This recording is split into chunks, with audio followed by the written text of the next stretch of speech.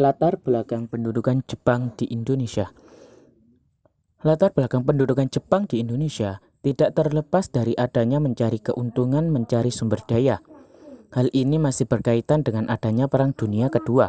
Jadi, dalam Perang Dunia Kedua, Jepang turut andil dalam memperluas wilayahnya, salah satunya Indonesia. Pada tahun 1942, Jepang sudah banyak menduduki wilayah Asia Tenggara seperti Filipina, Palembang, Balikpapan, Pontianak, Samarinda, dan Tarakan, Kalimantan Timur. Padahal di tahun tersebut, Indonesia masih menjadi daerah kekuasaan Belanda. Bahkan, hanya dalam beberapa hari saja, Jepang telah berhasil menduduki Banten di Pulau Jawa.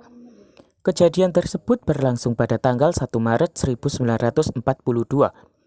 Kemudian, pada 5 Maret 1942, Jepang berhasil merebut kota Batavia. Akhirnya, pada 8 Maret 1942, Belanda menyerah kepada Jepang secara resmi.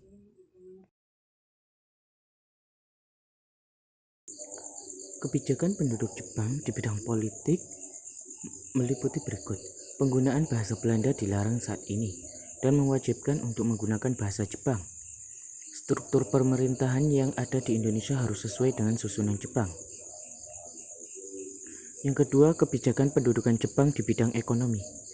Eksploitasi sumber daya alam oleh Jepang dan juga mengeksploitasi sumber daya manusia sebagai kepentingan perang Jepang.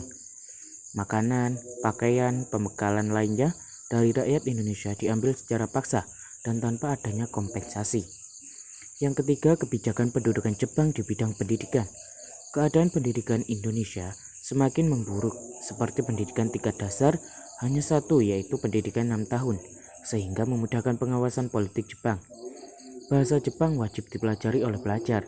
Selain itu juga harus mempelajari lagu kebangsaan Jepang, adat istiadat, kimigayo, dan juga gerak badan sebelum dimulainya pelajaran.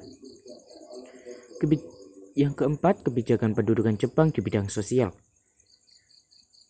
Adanya pekerjaan romusha, yaitu sistem kerja paksa zaman Jepang, yang sangat memprihatinkan karena setiap kegiatan dicurahkan untuk memenuhi kebutuhan perang Jepang. Proses komunikasi antar pulau dan dunia luar sangat sulit karena adanya kendali dari Jepang. Jadi, nilai apa saja yang dapat kita peroleh dari materi pendudukan Jepang di Indonesia? Yang pastinya, di dalam mempelajari sejarah kedatangan Jepang di Indonesia adalah persatuan dan semangat nasionalisme. Karena rakyat Indonesia harus bersatu dan berjuang bersama untuk memperoleh kemerdekaan dari penjajah.